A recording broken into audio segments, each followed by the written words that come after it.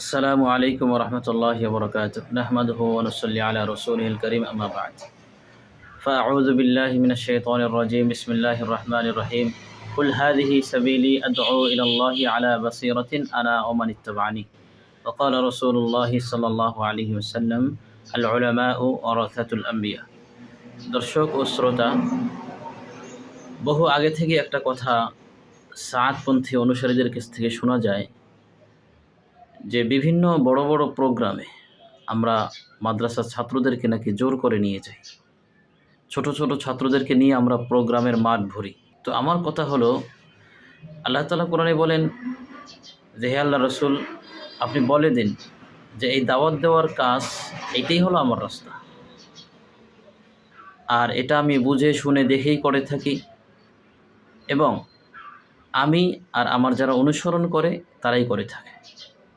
দর্শক শ্রোতা, এই আয়াতের মাধ্যমে আল্লাহ তাআলা যদি কোরআনে বলেছেন যে যারা রাসূলের অনুসরণ করবে তাদেরও কাজ হলো এই দাওয়াতের কাজ, আর মাদ্রাসাগুলোতে ছাত্রদেরকে এমনভাবে গড়ে তোলে যে প্রতিটা ছাত্র শুরু থেকে যেন দাওয়াত ও তাবলীগের মন মানসিকতা নিয়ে তৈরি হয়, আর তাদের মন এমনভাবে অবস্থা হয়, এমন তৈরি হয় যে কোনো প্রোগ্রামে সারা দেশের কোনো মাদ্রাসা এমন খুঁজে পাওয়া যাবে না যে তাদেরকে জোর করে নেওয়া হয়েছে, বরং ছাত্ররা স্ব ইচ্ছায় নিজ ইচ্ছায় খরচ দিয়ে, টাকা দিয়ে, পয়সা দিয়ে ওই প্রোগ্রামগুলোতে অংশগ্রহণ করে।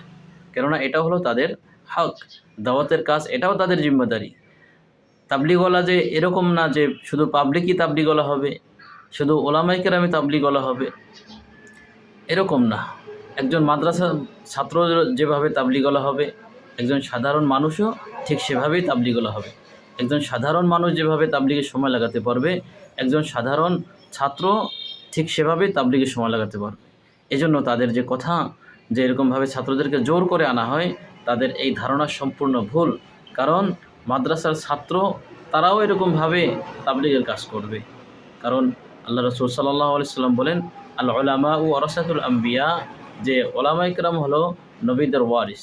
এজন্য ছাত্ররা যেহেতু একসময় ওলামায়ে কেরাম হবে, এজন্য ছাত্রদেরকে দিনই যত কাজ আছে, দিনই কাজগুলো শিখিয়ে দেওয়া, দিনই কাজের যোগ্যতা অর্জন করানো, এগুলো উস্তাদদেরই দায়িত্ব।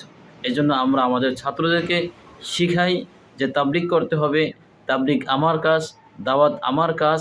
এই জন্য শুরু থেকেই ছাত্ররা তাবলীগের প্রতি মনোনিবেশ করে।